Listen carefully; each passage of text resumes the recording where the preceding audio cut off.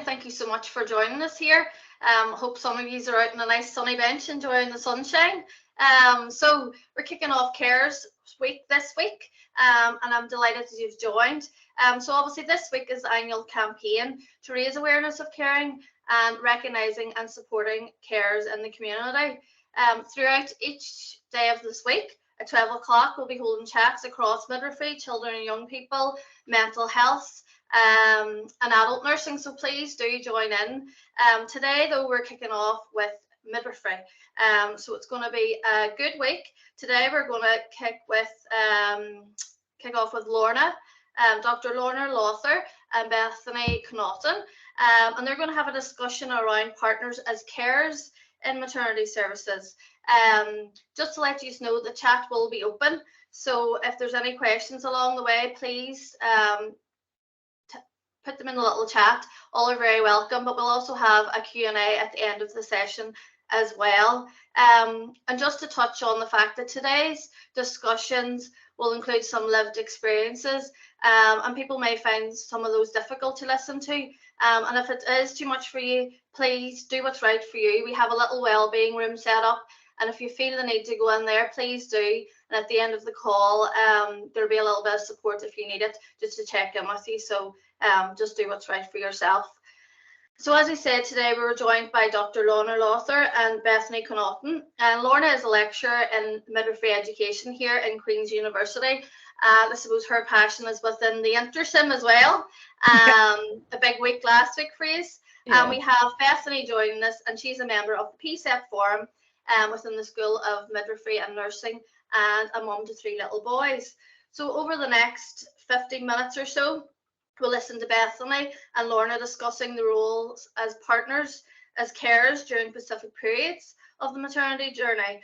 But what we're aware of is that there's certain labels, such as carer, doesn't always sit with some people, particularly through maternity services.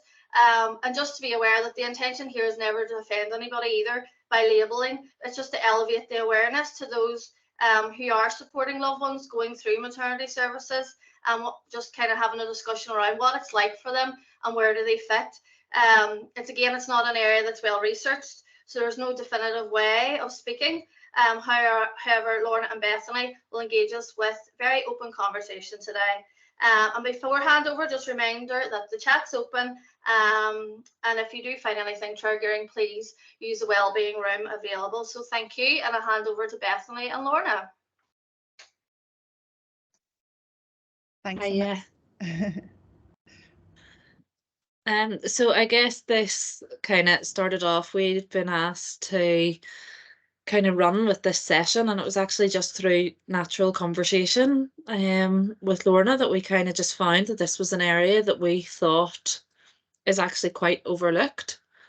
And we were, discussing my own history and my story and what happened in our pregnancy, and then thinking, because my husband was my carer, and then what support did he have? And actually then we kind of thought, well, our partners, our other halves, our family support, are they considered carers in pregnancy? Is there times where it is, where it isn't? And it really was actually just a conversation that Lorna and I had that with no definitive answers, and I think we opened up more questions than answers, and it just kind of kept going, and we spoke about it from there. So yeah, Lorna. Yeah, so my background really is in antenatal education. As a clinical midwife, I spent a long time, working with partners through their journey towards preparation for pregnancy and afterwards. And I think from recent sort of experiences in maternity care services, the role of partners has changed significantly in terms of, whether they are able to be present at the time of birth and at that moment of transition to parenting, but also increasing complexities in our childbearing population means that we are having, women discharged from home really early, and really in a state of rehabilitation as opposed to being well at the point of discharge, and certainly not returned to their normal function. And a lot of that is related to their birth experience, which we know is definitely becoming more complicated as a result of increasing complications in the child, bearing populations. So I think from a healthcare perspective, but also from the perspective of a woman, and also the perspective of what the journey is like for partners. And, well, as the conversation unfolds, I'm pretty sure that we'll probably reach a point where we might get agreement on what the role of partners in terms of that they're carrying responsibilities and the label that is attached to that, and whether that makes a difference as to whether or not partners feel part of the health care experience of their loved one, but also what preparation they have for that. So I think that's really, where we're coming from a midwifery point of view anyway. Brilliant, guys. So what we're going to do next is we're going to hear two perspectives. We're going to hear from Bethany, who is going to share her journey with us as the person who is obviously the one that requires the caring. And then we will go on to hear from Bethany's husband, Mark, who again will flip into that carer's role, but again, yet doesn't see himself as a carer. And Mark, as I said, is Bethany's husband. He's a father to 3 little boys, and those are 5, 3, and 1. So that is a busy, busy house there. Bethany has a diagnosis of bipolar affective disorder and an anxiety disorder. So during Bethany's last pregnancy, her mental health really deteriorated, and Bethany was admitted to a mental health unit, then on to the Ulster Hospital for medical management of her hyperemesis, and before returning to the mental health unit thereafter. Unfortunately, Bethany's mental and physical health deteriorated, and then the level of input from the healthcare professionals increased, which also alongside Mark's care and responsibilities, they also increased for not only just her two older boys, but also for Bethany and their unborn baby as well. So what we did was Mark very kindly pre-recorded some questions that were asked of him about his care and responsibilities and his role during Bethany's pregnancy. But first we'll just listen to Bethany. So Bethany, we'd really love just to hear you talk us through your journey and as your experience of the person being cared for. Thank you. So as Imelda said, we have a 5-year-old, a 3-year-old, and a 1-year-old. So I'd say I didn't have easy pregnancies with any of them. I had hyperemesis in my second pregnancy and convinced myself that it wouldn't happen if we went for a third. It wouldn't happen again. But we actually fell pregnant with twins on our third pregnancy. So my sickness actually started very, very early, about 6-7 weeks, and I was really unwell. So I think because on my previous pregnancy, I'd only had one at home to deal with, it was difficult. But whenever we had two, at the time they were 3 and 1. It was really full on, and I was really unwell, so I couldn't get out of bed most days. I was just in bed all the time. I think I'd lost nearly 2.5 stone in my first trimester. I was really unwell with it, on various medications, and Mark, from a physical point of view, had to do everything to, like, he was running the house. Our little boy had just started preschool. So when they have those kind of phasing in settings, so he was having to do the pickups, the drop-offs, the cooking, the clean, everything. And if I got out of bed just to sit with the boys and watch TV, that was a good day. It was really, really difficult. And like you said, Imelda, I have bipolar affective disorder and anxiety disorder. So we had previously lost a baby in between our first two, which then I think any pregnancy, you're worried about how that's going to turn out. But then we'd previously lost, so I was already anxious. And then we found out that one of the twins wasn't doing so well. And we lost one of the twins. Now it was early on. It was first trimester. And we had a scan where we saw two lovely little heartbeats, and then on the next one, when we went in, there wasn't. And I know that with my bipolar, my own physical health is a real trigger. If my physical health is down, my mental health goes really down. I think there's a bit of us, we all want to be superwoman and we all want to be able to stay on top of the house and do everything. And I just felt like an absolute failure as a mum, as a wife, as I'm a nurse by background, so I was off work from 7 weeks pregnant. I just felt like everything, I just couldn't function, and I felt like a failure. And Mark was having to do everything, and I didn't want for him to have to do that for me, like to literally hold my hair, to literally be picking me up off the floor in the bathroom when I was too dizzy to walk back to bed, cleaning out my sick buckets. Bless him, he's an absolute hero. He did everything. Um, and I just felt like a failure. And then I think losing the twin, we called that, we want the little twin. We lost the little twin. And it was the straw that broke the camel's back with us. I just went into a whole episode of suicidal ideation. So the mental health team thought it was safest for me to be brought in to the down. I went into the down.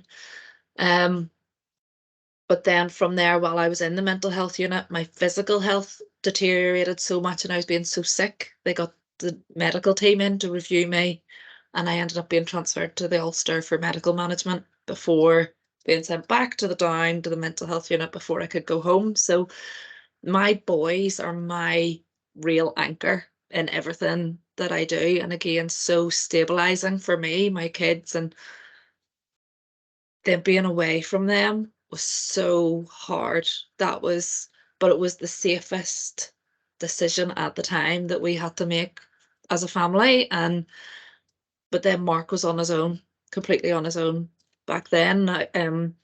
His mum came over to help. His mum lives in Northampton. She flew over to help, which was really like fab that she was able to do that. And then, I did come after a period of being admitted to hospital, I did come home, and we had a lot more involvement from the mental health team and from the antenatal team, the perinatal mental health team. But Mark still did everything. The sickness didn't stop. My hyperemesis did go, the whole way through. It maybe eased at about 24 weeks. And we got the antiemetics and everything, really. We got a good regime going there. But it was awful the whole way through. And actually at Christmas, we had gone over, I was 26 weeks pregnant and ended up in labour ward in Northampton. They thought the baby was coming early. And it was the whole thing, the whole pregnancy was, just really, really rough. And physically and mentally, I basically just like checked out for 9 months. And yeah, just Mark then had to deal with that. So I think that's kind of from our side, that's my journey. And yeah, I think the next bit we go into Mark's videos. Yeah, I share the first one. Yes, thank you, Gillian.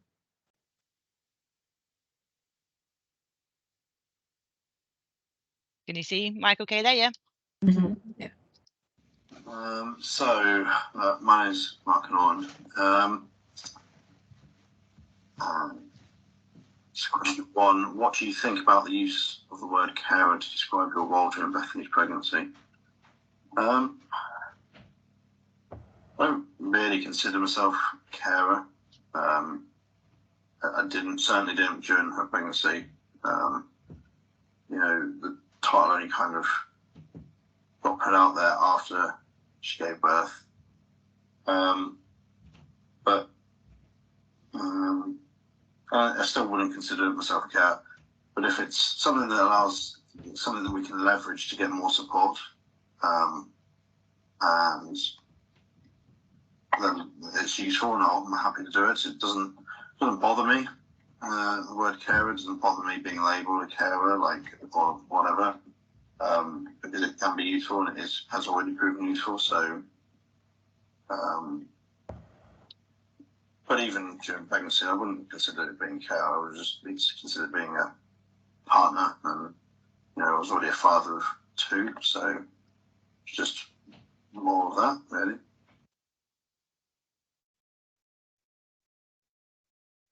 Thank you, Gillian. Yeah, I think so for us, the term carer had never been mentioned. It was only in the kind of postnatal period when I was back under the community mental health team. One of the social workers said, Mark, what support do you have? Do you want me to put you in touch with the carer support group? Mark was like, I'm not her carer, I'm her husband, and this is what I do. And then we were actually looking at what Mark has had to do. And we're not saying that every pregnancy, every partner is a carer, but in certain situations, when things deteriorate or in different areas of your life where you're not able to, pregnancy is not a disability. But it's a period of your life where things change. And then as a result, your ability to do some things, your level of capability can change. And then the people around you, their level of the caring may increase. And it was actually then when someone from the carer support team phoned Mark and discussed it that we were like, actually, yeah, he is our care, he is my carer. And actually then we've been able to access more support whenever I have been unwell. And they were, instead of doing respite for Mark, they actually sent out a check for him to be able to do something for him. So to be fair, he took me, but we went out to the Opera House one night and got a night out because that's something we absolutely love to do and we don't get a chance to. And for him to be able to spend that money on himself without feeling guilty because we didn't have to, it was money for him to do something for him. And obviously with the cost of living and everything, you're counting your pennies and your money has to go on the kids and everything first. But we went out and he was so stressed that night. I remember so clearly thinking, I do not want to go to this show with you. He was so grumpy. And in the car on the way home, he was singing and he was laughing and he just having that respite, that little bit out. And we only could do that because we had the support from the carer support group. So it was through other conversations with other parents. Lorna, you and I were discussing this, that some people found the term carer offensive. And now Mark doesn't find it offensive himself. Another partner was saying to me, I'm a partner, this is what I meant to do, this is what I meant to. And we were like, yeah, but it's just that recognition of the care and responsibilities. It's a real journey. And it's also a journey where it transitions throughout the pregnancy, birth and postnatal, and it changes the whole way through. And for Mark, it wasn't until we actually realised afterwards that yes, he had been providing that care for me and probably in my previous pregnancies as well, and after the birth then as well, when my mental health has been bad. So actually knowing that and then him being able to get the support was massive. Yeah, Lorna, do you?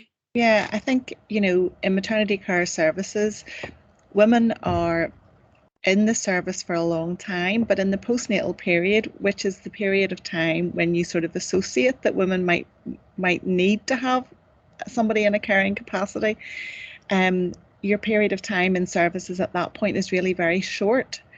And, it's almost like women progress through maternity care services and we're constantly thinking about when can we withdraw the service as opposed to what else can we put in or what else are we recognising needs to be in place here.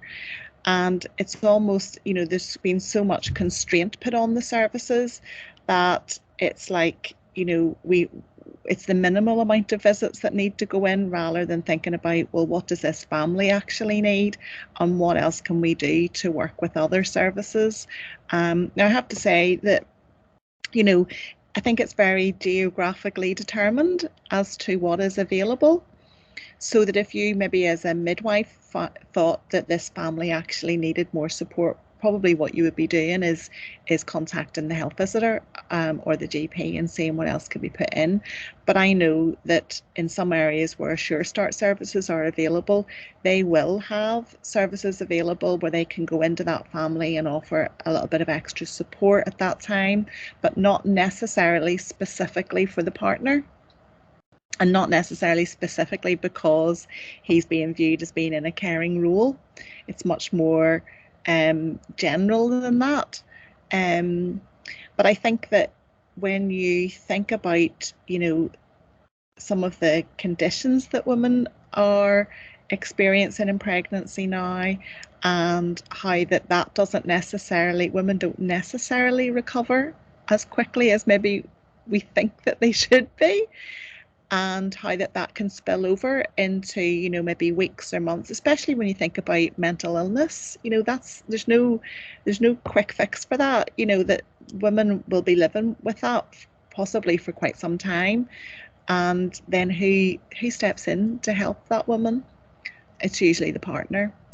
And there's a huge amount of literature written about, how partners feel excluded. They feel emotionally excluded from the experience because they're not even very often recognised as being, well, in some units they're still not, allowed in the same way that they used to be. There's no open, still haven't returned to open visiting and things like that. And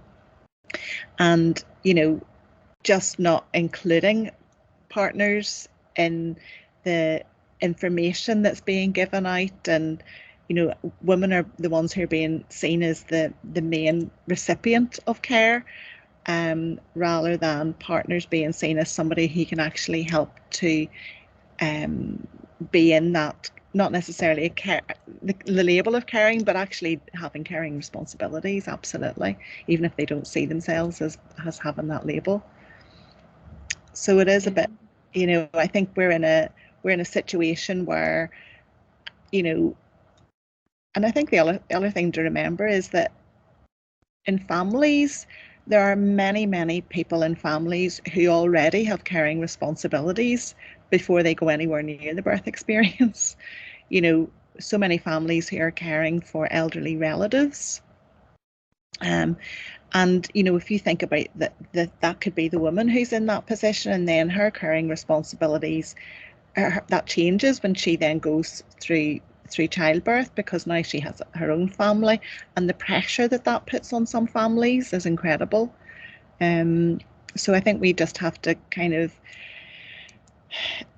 maybe just think a little bit more outside the box whenever it comes to how can we support families. And it kind of almost created in my head, whenever this subject came up, I kind of thought, I never thought of partners as being in a caring role. But the more that I thought about it, I thought, well, yeah, they are carers, because they're doing all these things, but they're really unsung heroes is really what they are.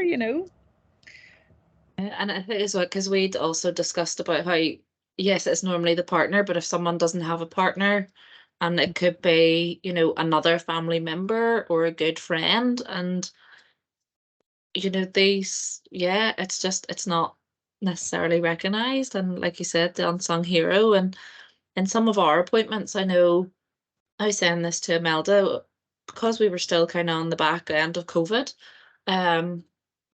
I was going into my antenatal appointments on my own. To be honest, I don't think I took anything in. I could see the scan, and as long as I saw the scan and saw the heartbeat, if that's all I took from that appointment, that's what I took. Now, I had a fabulous team, and I worked very closely with the perinatal mental health midwife in the Ulster, and they were great, and it was great appointments. But I don't know how much I actually even took in. And I think my level of capability to take that knowledge, to engage in those appointments was like nil. I needed Mark to be there to take it in, to get that information, and just a second set of ears. But then unfortunately we hadn't returned to pre-COVID at that time, and I think it's still in some places. So it was recognizing that even for my care, I could come out of an appointment and Mark could say, well, what did they say? And I'd be like, I'm not sure, but the baby's fine. That's all I needed to take from it.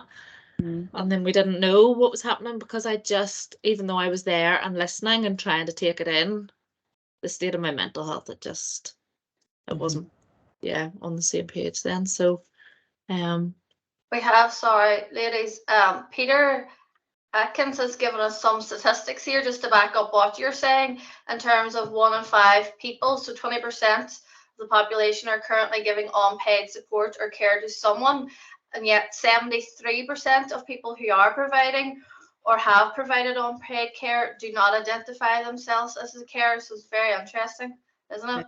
Yeah, it is.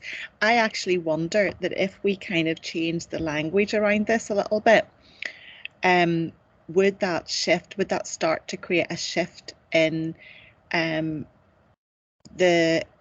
healthcare provision, and the nature of that to be more inclusive? I know that's very simplistic, and I know there's an awful lot more to it than that, but just that shift in mindset of people who are, providing. I'm thinking midwives here. If there was just a shift in that mind, that the language of the word carer represents, would that start to just create a little bit more understanding of the responsibilities that partners have and their need for support? I don't know. Mark has different view. Mark has other things to say, doesn't he, Bethany? Gillian, would you be able to play the next video? Yeah. But also thank you, Peter, because that is, Brilliant. that's exactly what we found as well.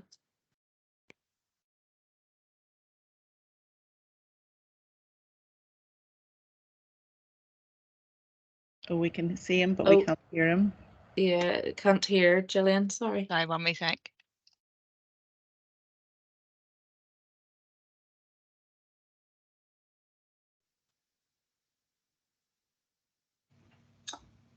What was it like for you when Bethany was ill, when she was pregnant / admitted to hospital? I don't really recall, to be honest. It's mostly focused on our 3-year-old and 1-year-old at the time, and the house, and I was working full time as well. So, mostly just looking after all of that and the house, and looking after Bethany. So when she was at home, she was in bed a lot with hyperemesis, so I was looking after her and cleaning out sick buckets and making sure she was fed and was taking her medication. And as well as running, doing the school runs and, keeping up with work and stuff. And then when she was in hospital, I was fortunate that I could have my mum over to help out a bit, help out with that routine. But again, it was, I can't tell you what it was like for me, because I don't recall what it was like for me. I wasn't even focused on it. I wasn't thinking about it. I was just focused on me or thinking about me. I was just focused on the boys, the day-to-day. What do I need to get ready for so we can get through the next thing?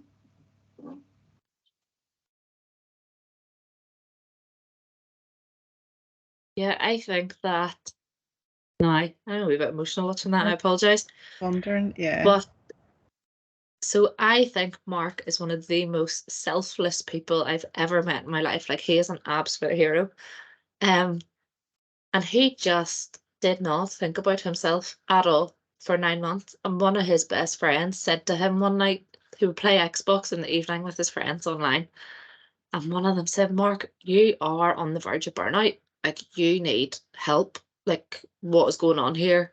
And we actually phoned his mum. This was later in the pregnancy, and said, can you come back over?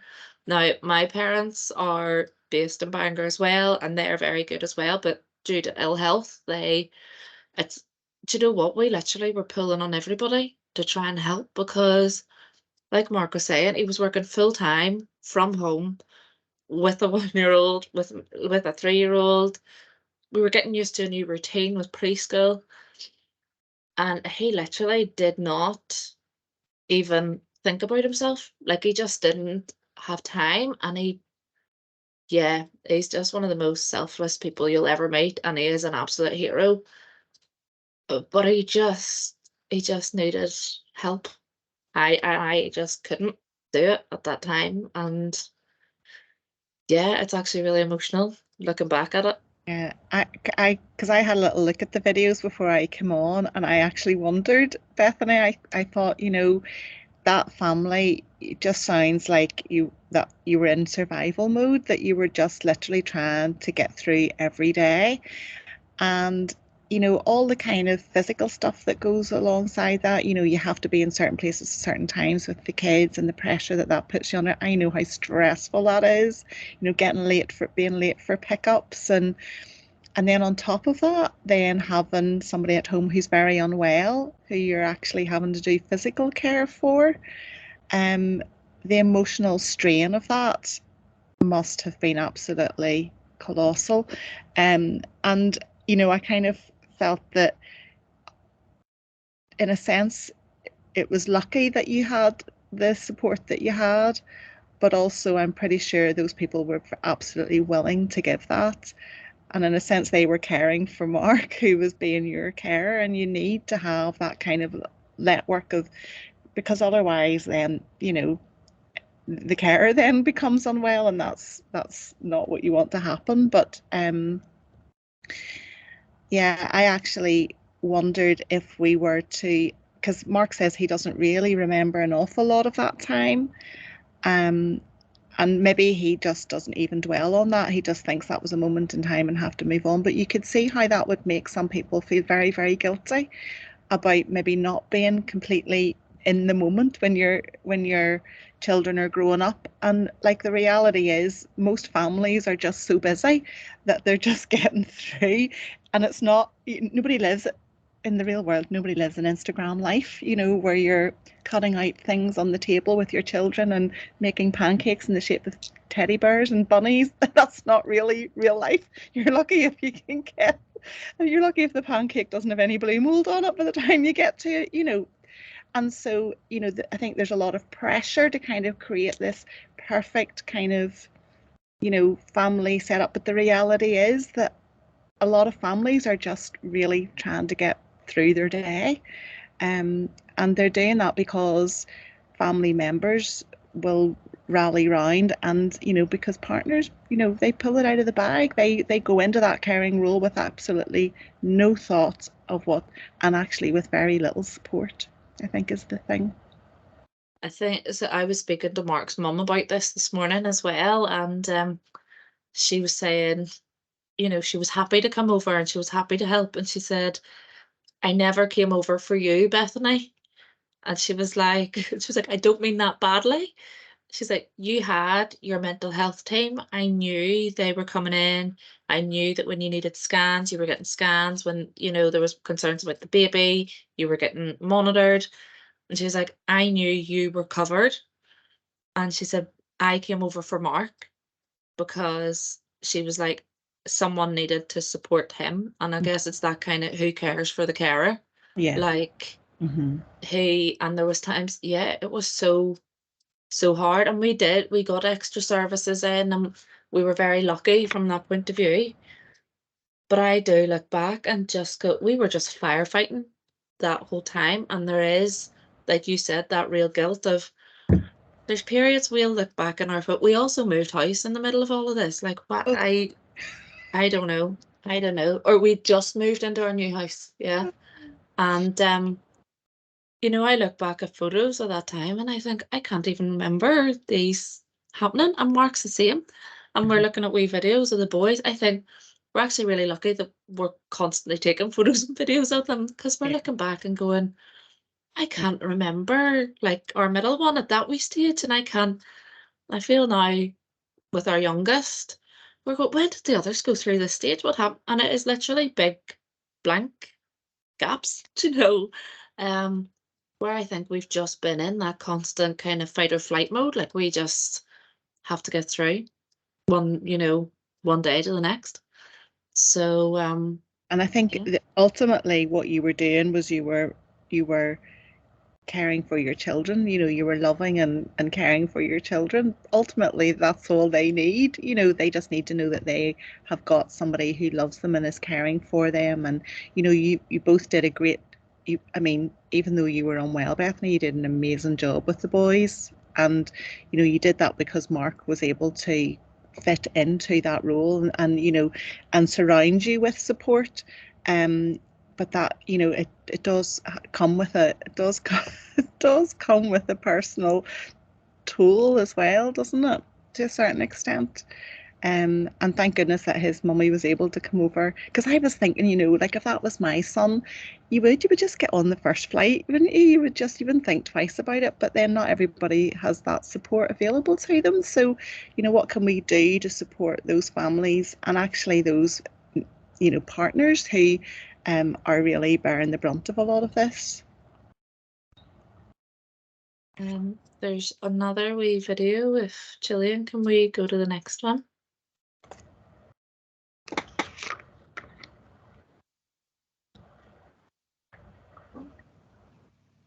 Question 3. To what extent did healthcare professionals recognise you as Bethany's carer or recognise your need for support and caring for her? I'd say not at all. I never got asked how I was, but Bethany was on pregnant, Bethany was on ill, so wouldn't necessarily expect that to be the case. As I said earlier, carer only kind of got attached and thrown out there after the pregnancy, and that was by her key worker, a mental health key worker. But yeah, up until that point, it was not even thought of, wasn't even considered. I haven't even thought of it. So,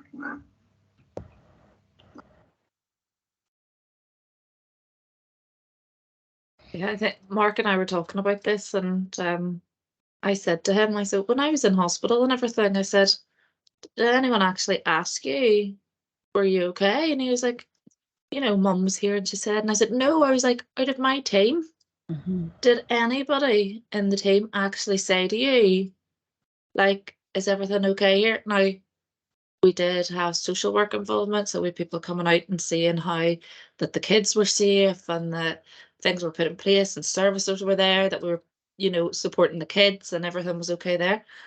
But I was like, did anybody actually say, Mark, how are you doing with all this? He was like, no, not at all.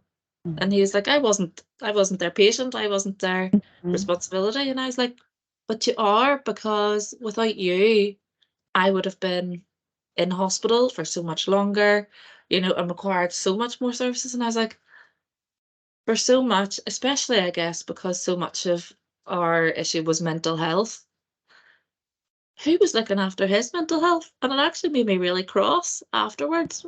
Like, I kept on, I know that for those 9 months I was apologizing to him and saying, I'm so sorry, I'm not doing more. Are you okay?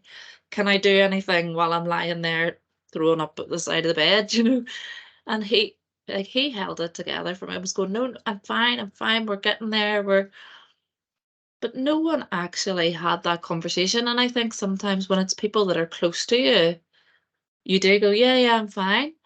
Sometimes actually an outside person can be the one who actually then you'd open up to. And I was actually really cross going, when I was in A&E to go home, when I had the suicidal ideation, I had to go home to wait for the community mental health team to come out. And I wasn't, again, it was COVID, so I was in A&E on my own.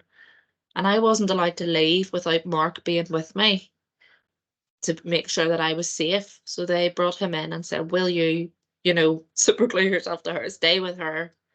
And I was thinking about after, I was like, they were happy for him to take on that responsibility of like guard watch on suicide watch, basically, like that's what it was. They were happy for him to be on suicide watch for that. But yet no one even said, are you okay with this? Are you okay with this? Are you like, they said, you know, will you do it? And yeah, he will. But then no one ever followed up and just said, Mark, are you okay? Like, The responsibility of that, Bethany, you know, the responsibility of him being assumed into that role. Yeah. With Do you know, we operation or any sort of specific advice apart from stay, you know. And when we got married, my bipolar wasn't diagnosed or anything at that time. So he didn't really know what he was getting himself in for.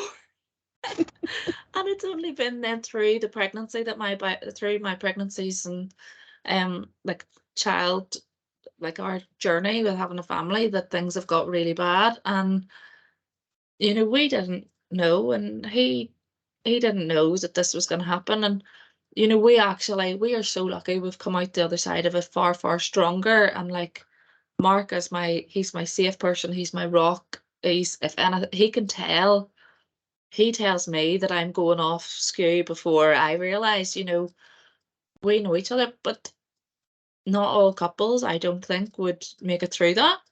I don't think, and especially if they didn't have wider family support. And like, I think we're actually very, very lucky. And I guess I'm defensive of him now. I've come out the other side and I'm like, what do you mean no one checked on you? And I was really, yeah, really cross. I'm really hurt that he was looking out for me so much and nobody looked after him. There were opportunities to there was definitely opportunities probably very early on in your pregnancy to identify his need for support, because you were so ill so early on. Now, I'm not saying that would have changed the course of your illness, you know, the way that your illness unfolded. Yeah. But if even there had been that acknowledgement of his need and his role, and you know, his need for support was recognized and acknowledged at that stage, he might not have actually needed any services put in, but actually even just somebody saying to him, like, how are you getting on? Is there anything we can do to help you? Just that simple question, you know. And I think, like, I have been, because we have an awful habit of having our babies very close together.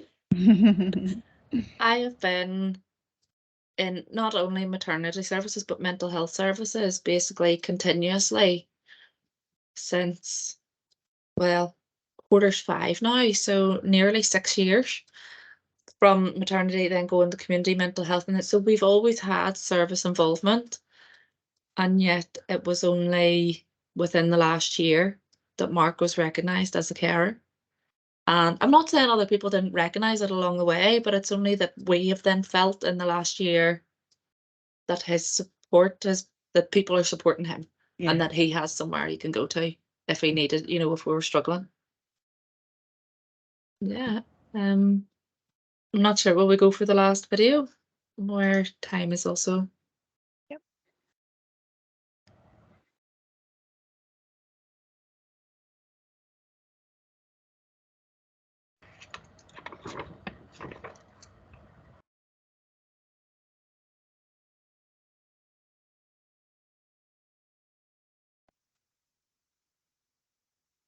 Thought of it.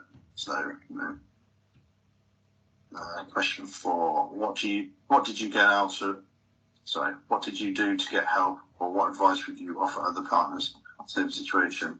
I mean, as I said, the only help I really got was from family when asked to come over and help.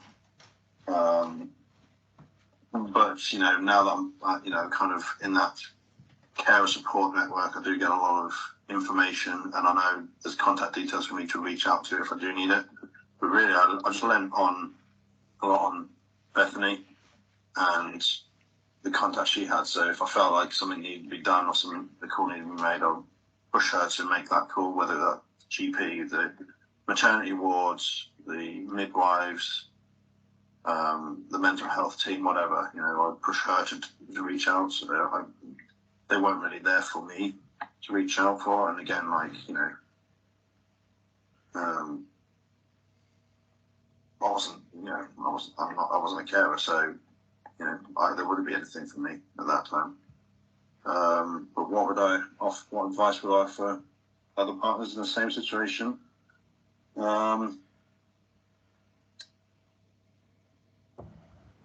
I don't know. I'd say just, ask the people that are visiting your partner during pregnancy and after pregnancy.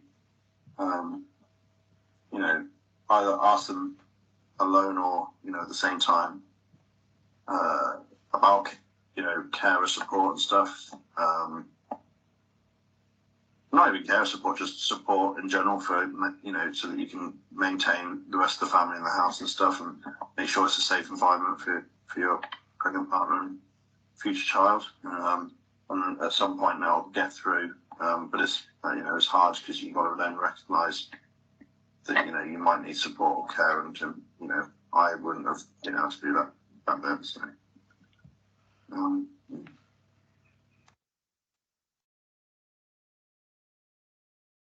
yeah, I think it's so hard, isn't it? Like I always just think, that saying about it takes a village to raise a child. Like it does, but there's so much, I think, especially the parents now, where we want to have it all together, like you were saying earlier, and want to be able to do it on our own. And I just think it takes a village. So whether that village is you and your wider family, or if you don't have a wider family, if that is the social services. And we were referred into social services, and to have a social worker come into our house to assess the house and assess the situation, to me, I was devastated. That was really hard hitting, because I was going, we look after our kids. Why? And it was then changing that mindset of, no, this is here for support, and what help can we get? And it's not that people don't think you can look after your kids, it's what can they do extra. So it's changing that mindset, and then, but I think also changing our mindset about Mark's role.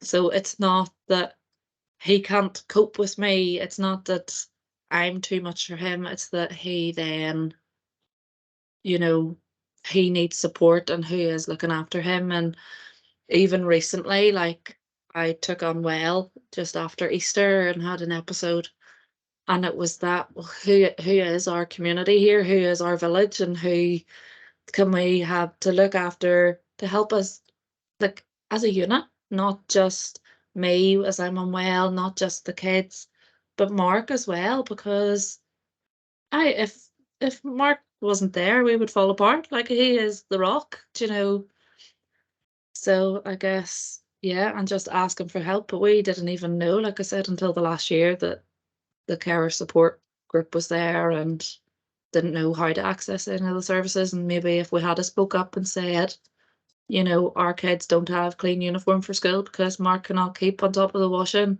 and the cooking and this, or we've had takeaway 5 nights in a row because there's not been a chance for Mark to bleach the sick buckets. I keep talking about the sick buckets. There was so many sick buckets, so many. But he's not had a chance to do all that and clean the bathroom and get a food shop in, because it was literally all on him. And yeah, we were having to get takeaway more times than actually cook, things like that. But yeah, it would have fallen apart without him. So he needs that help too. Yes. Okay, guys, I think we'll go on to, thank you so much, Bethany. You're one strong woman, to share that, first of all, with everybody today, and in the way that you've done, but also for everything that you've been through. Thank you so much for sharing your story, and for Mark as well. We'll open up any Q&As, guys. If there's any questions you have, there's some nice comments through. I see Peter has his hands up there, but Susan says there seems to be an expectation the family do the caring. Thank you for highlighting this important role and the need for this to be recognised and support available. Christina said, informative and eye-opening presentation. I am in awe of Bethany and how strong she is discussing a very sensitive subject. Well done, and thank you for sharing. Karen says, thanks so much, Bethany and Mark, for sharing your story. You are both amazing, and has really made me think wider around the carer's role and consider, as you say, who cares for the care and what happens with the wider family. Mary says, It's about change. I think she means it's not about changing the definition of a carer, but it's more understanding of what is going on in a family. So thank you both for this insight. I see Peter. Peter, you have your hand up. Would you like to come in with a question there? No, it's not a question, it's a statement. First of all, I'd like to say I've been through your similar experience in 1990 with 4 kids. So I'm in Mark's role with regard to that with my wife. So I totally get, and it saddens me that it's still the situation now. So that gives a perspective. I thought it's one of the best presentations I've seen since 1990. So well done on that. I think what you said about respite is really important for both of you, and separately sometimes as well.